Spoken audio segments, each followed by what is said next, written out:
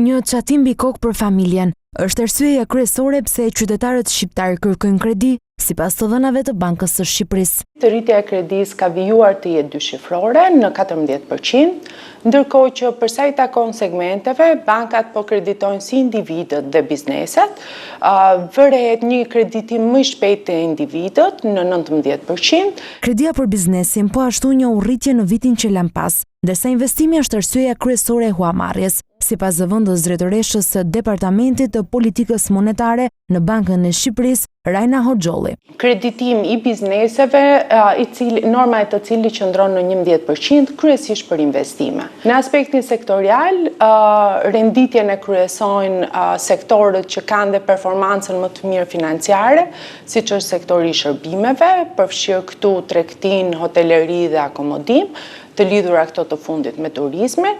Më pas renditja vazhdon me industrinë, ku dega energjetike është ajo që zë dhe peshën më të madhe. Pastaj vijojmë me ndërtimin dhe në fund të listës mbetet bujqësia.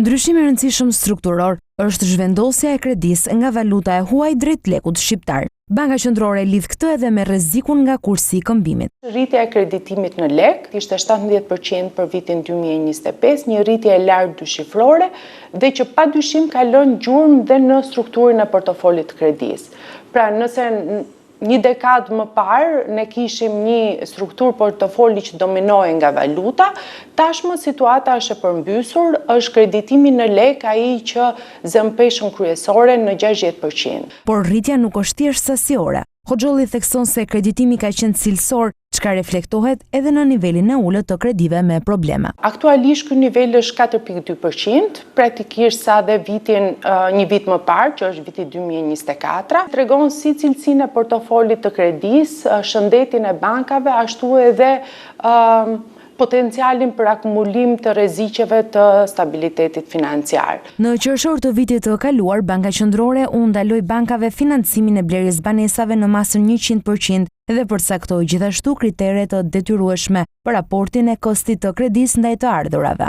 Megjithatë, kjo masë sipas Hoxhollit nuk ka sjellë ndonjë frenim domethënës në ritmet e kredidhënies me qëllim financimin e blerjes së banesave.